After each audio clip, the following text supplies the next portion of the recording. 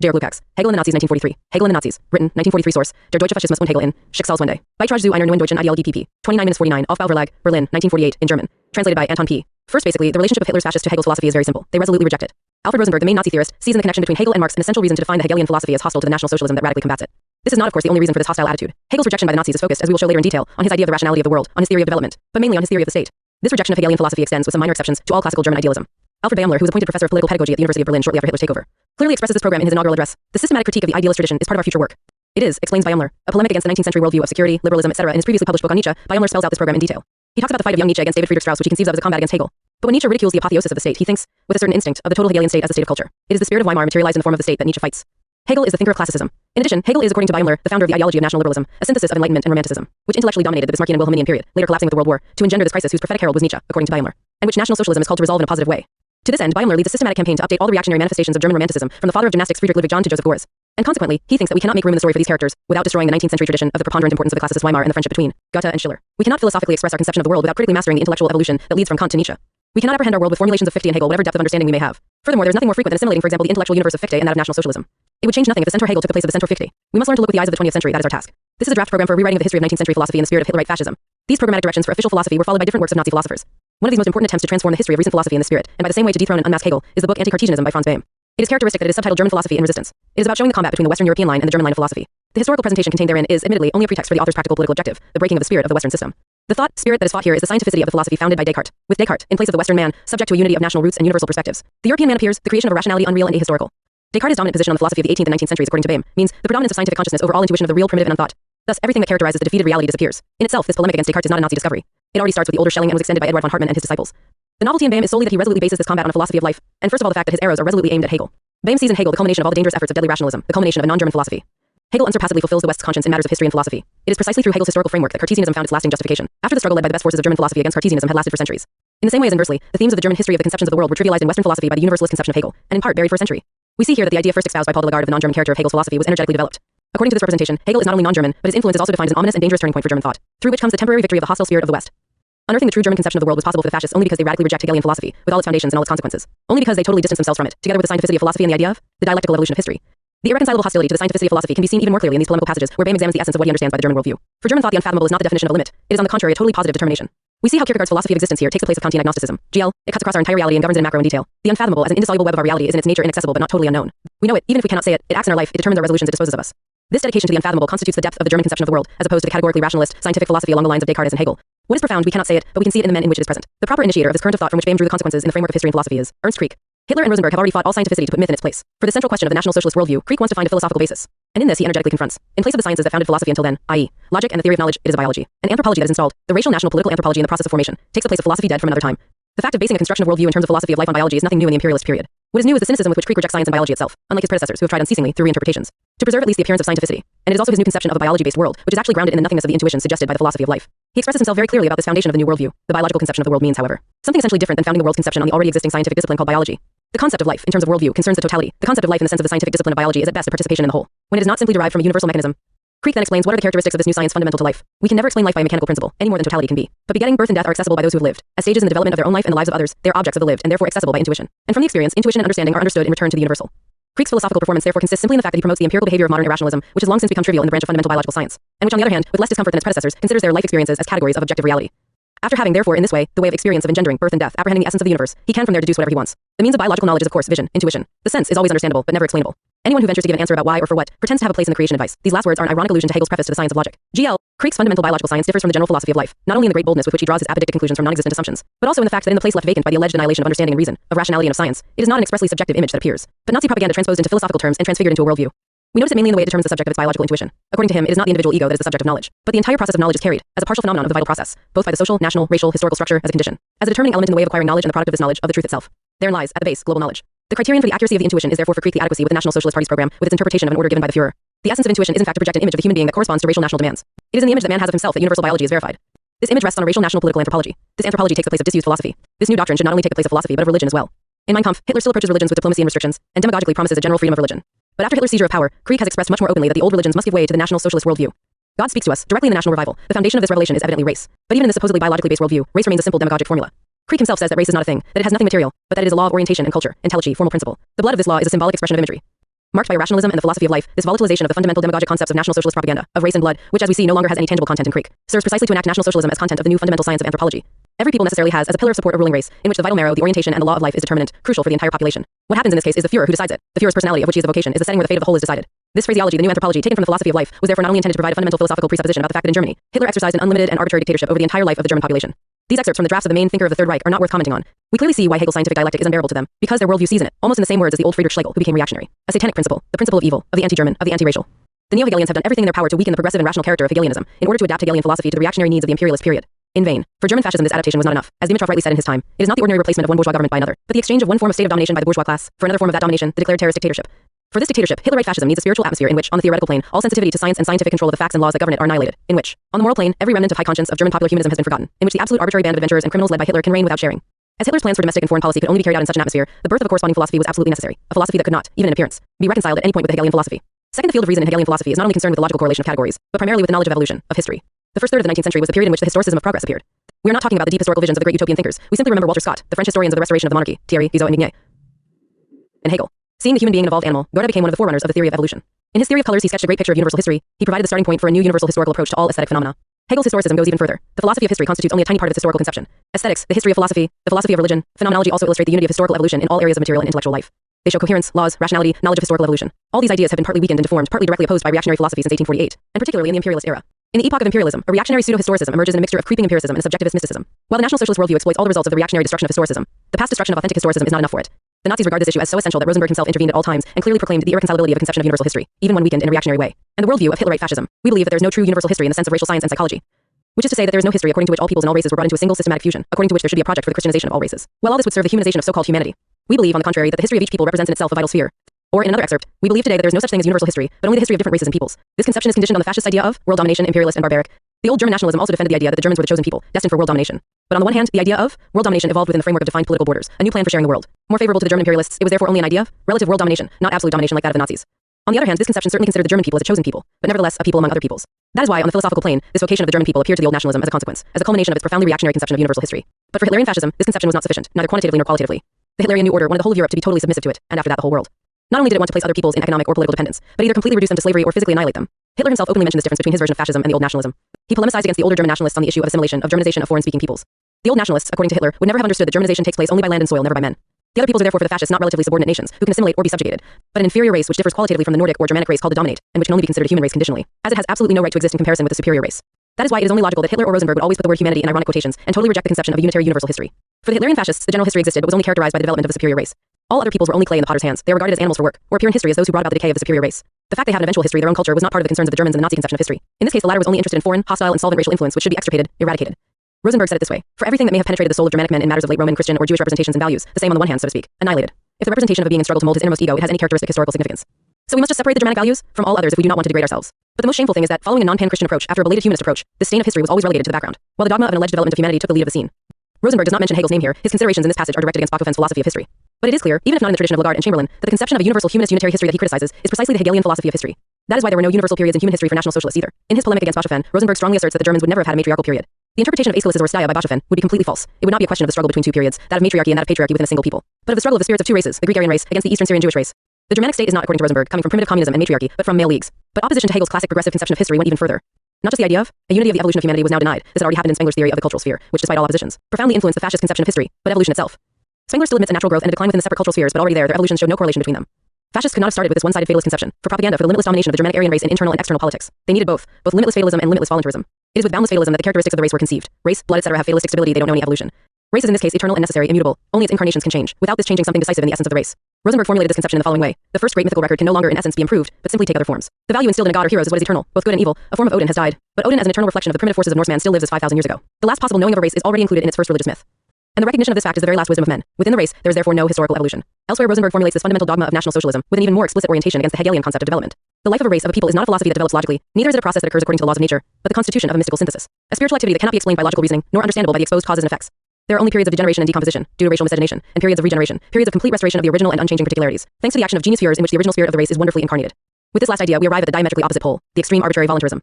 While for Hegel, the individual of universal history is only the organ by which historical necessity is fulfilled. For the National Socialists, all historical, economic, and social necessity is abolished by the Führer. He is therefore a Führer by vocation. He appeals to this intelligence of the race, and that is how, in his work of regeneration, he can do as he pleases. And it follows from the essence of National Socialist adventurism, from the essence of its social demagoguery, that every kind of economic necessity, every kind of economic limitation of the Führer's work of regeneration is particularly vehemently challenged.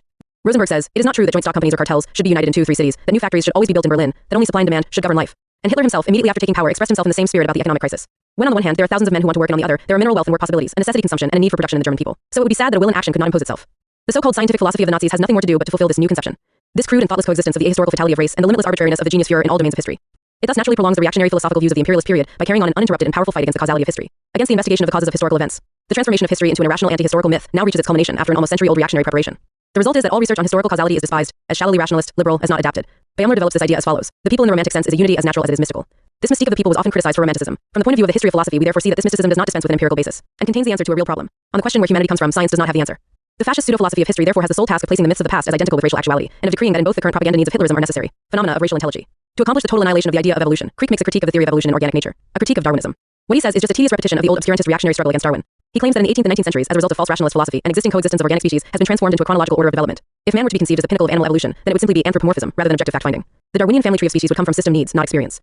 It goes without saying that Crick contests both the mutation and the heredity of the obtained traits. All this never surpasses the level of an obscurantist conversation known for decades. It was only necessary to mention it briefly in order to demonstrate that the idea of evolution was similarly destroyed in the so-called National Socialist philosophy concerning nature. The ultimate wisdom is therefore eternity, the superhistorical nature of the race in which fate incarnates at a precise moment in the Führer by vocation. The one who searches for causes is an inadaptive element that deserves the concentration camp. On this final consequence, Crick expresses himself in a tone of thinly veiled threat. Regarding his student colleagues, he who wishes to devise his own answer is assuredly good for nothing. The predestined course of events will sweep him aside as a useless hindrance and cast him on the dung heap. Third, we have already seen, from all the issues dealt with thus far, that the necessities of Hitler's politics and his propaganda were decisive factors in the resolution of all philosophical problems. Hitler himself expressed himself on these issues in his private conversations with a cynicism hard to overcome. He declares it thus in a conversation with Hermann Rauschning: the nation is a political expression of democracy and liberalism. We must get rid of this false conception and put in its place the conception of race, which politically is not yet used. I know well that from a scientific point of view there is nothing like race. I, as a political figure, need a conception that allows the annihilation of the historical bases existing up to the present moment, in order to put in their place a totally new and anti-historical order, and to give it an intellectual basis. The task is the destruction of national borders. With the conception of race, National Socialism can lead its revolution and turn the world upside down. And in another conversation, he explains the precise, barbaric, and imperialist sense of the cynical proclamation of a racial theory in which he himself does not believe for a moment. Germany as it is today does not, however, constitute a biological unit. There will only be a Germany if it has, at the same time, a Europe without domination over Europe. We will necessarily fail. This cynical remark is by no means fortuitous. It is not a mistake by Hitler, but the common position of the fascist ruling layer on their own theory, passionately defended by terror. Rauschning reports a conversation with Gestapo chief Heinrich Himmler about banning a German intellectual's lectures in Danzig on prehistory.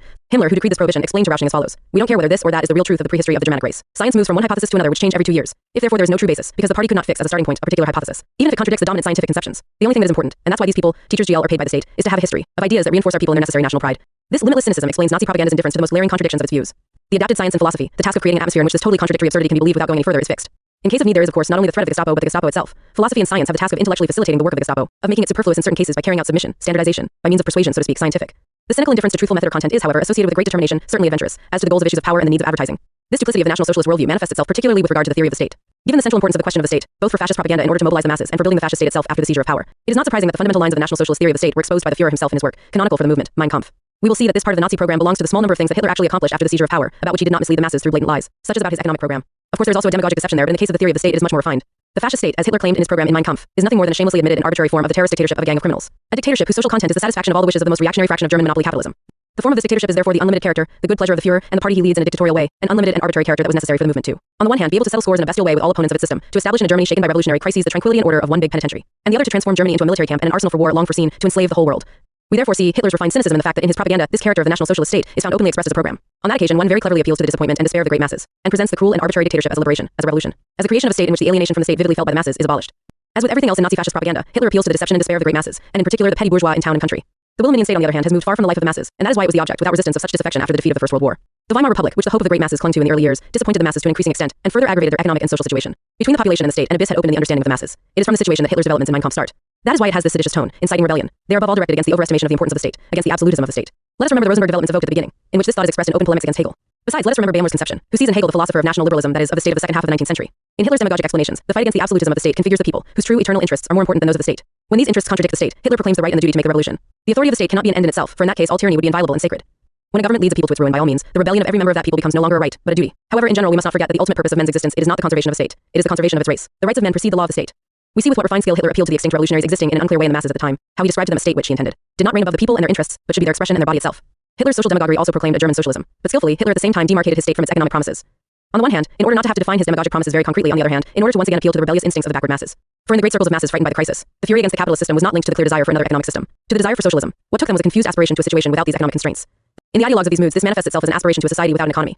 This is why Hitler could then formulate his ideal of state in the following way, and thus be assured that large masses of the petty bourgeoisie would join him. But the state has no interest in a specific economic concept or economic development. It is not the union of economic contracting parties in a precise and delimited territory, with the purpose of carrying out economic tasks.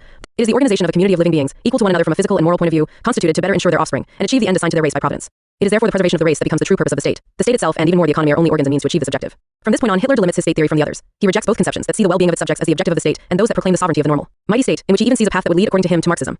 The state is therefore something relative, submissive to the nation, to the interests of the race. It is only in this case that it has value, that it is useful. In itself, it is nothing. We see that when the great masses feel alienated from the existing state, the social demagoguery of Hitler's fascism offers, even in its theory of the state, a whole series of points of attachment. And the disappointment of the masses in Germany about Weimar democracy was so great, their experience and democratic education so restricted, that these views clearly and cynically expressed by Hitler did not impede the effectiveness of the demagoguery. If we turn now towards some fundamental consequences of the Hitlerian conception of the state, we see that the first principle lies in the denial of juridical legality. Hitler already proclaims in Mein Kampf that in the National Socialist state, there must be a differentiation between citizens and simple residents, deprived of rights. In 1932, regarding the trial of Potempa with the death sentence of some Nazi murderers, those sentenced were 5 Swedish Nazis who had beaten a communist miner to death in front of their mother. Rosenberg formulated the fundamental difference between the fascist conception of law and the one that prevailed at the time. This manifests the abysmal difference that profoundly separates our thought, our sense of law, from liberalism and reaction. For the law that prevails today, and which impairs all the healthy conservation instincts of the people, the determining principle is that a man is obligatorily equal to a man. After the seizure of power, the Reich Secretary of State for Justice Wilhelm Stuckart formulated the following principle. National Socialism represents a reversal of the liberal principle of equality of all those who have a human face. In reality, it is evidently not only a break with liberalism, but also with all the principles of progress and civilization that the European peoples have progressively conquered since the end of the Middle Ages and the harsh class struggles. Formal legal equality in capitalist society may have its problems. It is nevertheless one of the most important achievements of the bourgeois revolutions, an essential step forward compared to medieval society, divided into orders. German fascism exploited the discontent of the masses with regard to material legal equality, with regard to the class character of bourgeois law, which is necessarily linked to formal legal equality, in order to reverse the evolution that had taken place until then. Not only does it stand as an enemy of liberalism, but also of the legal progress of the last centuries in general. Hegel's philosophy of law is by no means well disposed towards liberalism. However, as the condensed ideal of bourgeois society as it emerged from the French Revolution, it clings to the principle of legal equality. Hegel says, man is valid because he is a man, not because he is Jewish, Catholic, Protestant, German, Italian, etc. He is becoming aware of the value of universal thought and its infinite importance. The philosophy of right. There is no bridge between these principles and Hitler and Rosenberg, and the National Socialist ideologues sense this irreconcilable character much more clearly than the neo-Hegelians, who cling to Hegel but nevertheless want to build relations with the new regime. Nor does the temporary reception of Hegel's philosophy by Italian fascism change the facts. In secret, the Hitlerites never recognized the Italian fascists as truly their equals, nor as truly competent. Hitler expresses himself openly about this in a conversation with Rauschning. As much as we will never be able to make the Italian people a warrior nation, so has fascism not understood the challenge of the colossal struggle that will begin. We can undoubtedly ally ourselves temporarily with Italy, but in the end, it is only we, the National Socialists and we alone, who have penetrated the secret of the gigantic revolutions that are about to unfold. And that is why we are the only people chosen by Providence to make its mark on the century to come. Even Krieg felt obliged at the time directly to dismiss irreverently the Italian fascist conception of the constitution of the people into a state. The basis of the inequality codified by the National Socialists is evidently the theory of races. Krieg thus exposes his principles, relying almost always word for word on Hitler, a people never identified with a race. That is why the Nordic race, dominant and determining, must be selected and elevated so that it becomes the backbone of the entire national community. Its objective is the creation, education, and training of all compatriots. Purebred individuals will constitute a politically ruling elite and vector of the state. It is therefore characteristic of the barbaric arbitrariness of the Hitler dictatorship that there is no objective and comprehensible principle for the selection, which depends exclusively on the Führer, the racial elite, to determine who is part of this racially pure dominant layer. Let us remember that Krieg in his anthropology defines race, blood, etc. in a purely arbitrary and subjective way. This is where the meaning and purpose of this nebulous philosophy of life becomes understandable. It is therefore quite consequential that Krieg concludes his developments as follows. Race is measured by the quality and degree of performance of the racial national community. And in full accord with this codification of unlimited arbitrariness, Stuckart speaks of granting nationality to everyone only after an individual examination to determine whether the individual is worthy, but that it is not expressly stated in the law who should be considered a citizen by blood. The arbitrariness that frees all men from the ruling layer is therefore a principle of the new justice, which means that this arbitrary domination that grants privileges only to those who are considered tools without will, even for the most barbaric criminals of the regime. As we have seen, this is what founds and represents the break with liberal ideology. The Nazi demagoguery here still clings to the fact that the masses are unhappy with the class state of the bourgeoisie, and demagogically oppose a material right to the formal right. Roland Freisler, the head assassin of the Nazi People's Court of Law, defines the break with the neutrality and objectivity of the previous state as the essence of the National Socialist state. The state, he explains, consciously becomes the soldier of the National Socialist conception of the world within the German people. The starting point and goal of all action is not the individual but the people in the eternal success of their race. Based on these principles, the principle of material law and material injustice opposes the formal law of bourgeois society. The new Reich, says Stuckart, is no longer a state of law, but it is the state of the worldview and based on German civilization. Stuckart therefore explains through the evolution of law in the Hitlerian state that all the old legal categories, including the Constitution itself, have become aimless. The formal concept of the Constitution has lost its meaning for the German Reich. Again, German fascism seizes on the fact that the masses are discontented with the class limits of formal law in order to tear down all legal concepts in order to establish a regime of limitless tyranny. It must therefore be stressed again forcefully that it is precisely this formal character of the law that guarantees a certain protection against the arbitrariness of authority. That is why the revolutionary imposition of formal law by the bourgeois revolutionaries, despite all its limits, was a great advance compared to the absolutist period. For Hegel, in whose conception the philosophy of law goes far from formalism, who recognized formal law only as the first phenomenon of overcoming the dialectic of the evolution of law and the evolution of the state, the importance of this element is evidently unshakable. He talks about what many people have an aversion to the formalism of law. We can then be disgusted by such formalities, but the essence of the form is that what is right in itself must also be placed as such. Then my subjectivity and the others must be removed, and the will must reach a security, a firmness and an objectivity that she can only obtain through form. The philosophy of right. We then see again the irreconcilable opposition between Hegel's philosophy of law and the tyrannical arbitrariness of the Hitlerian state promoted to the level of theory. According to the principles we have studied so far, Hitlerite fascism has no legal guarantee for the individual. The National Socialist popular order, says Stuckart, comprehensively apprehends the terrestrial existence of German man. In other words, the state has the right to intervene at will in the set of acts in the lives of individuals. And there is in principle no protection for individual rights, no legal guarantee. This would be liberalism. The liberal conception of the state, continues Stuckart, has placed the individual in society in opposition to the state, believing that it should be concerned with freeing the citizen from the shackles of an all too potent state violence and protecting his sphere of personal law from the attacks of the state. This conception of law is overthrown by National Socialism. The individual is linked to his people by destiny. That is, there is no longer for National Socialism a personal sphere isolated from the world, free in relation to the community, which should be carefully protected from any intrusion by the state. The individual is therefore completely surrendered to any violation of the state. There is no guarantee for individual freedom, not even in the individual's private life. Then there is the appearance, which raises the fascist demagoguery, according to which, unlike the previous state system, the people would find themselves at the highest level of the state. That is where some naive supporters of the Nazis drew the hasty conclusion that the people would have of that henceforth greater influence and would develop a more important activity. Naive men like that ended up on the scaffolding or in the cells of the Gestapo. The Hitlerian practice of the state is an unlimited arbitrariness, a barbaric tyranny to which there is no obstacle. Its theory of the state strives to present the real annihilation of all influence of the people in state decisions as a new form of Germanic democracy, as a general politicization of the people. Otto Dietrich, the head of the press service for the Reich, gives a clear picture of the way in which this Germanic democracy.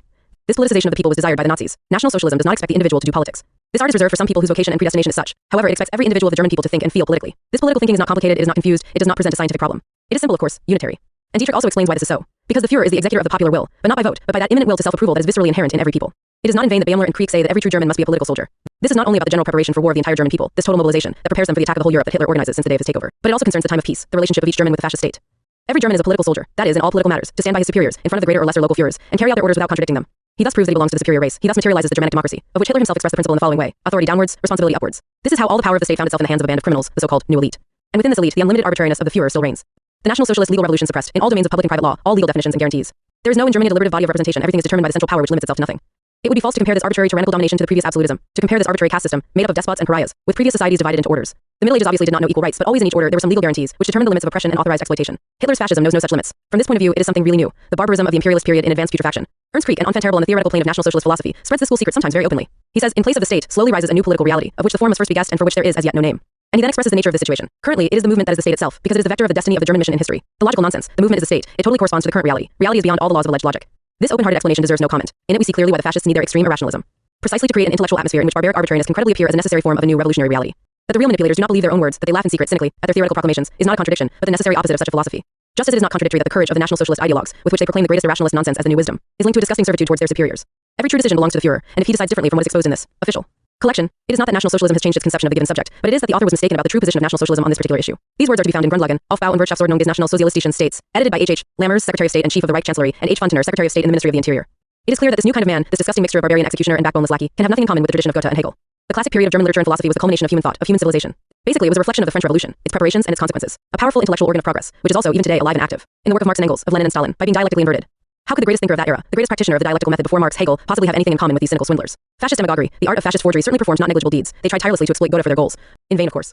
But it is glorious for Hegel's memory that despite all the neo-Hegelians' attempts at reactionary contortions, reason and progress manifest so little ambiguity in his system that his teaching was unbearable for the Hitler thugs. Georg Lukacs Archive.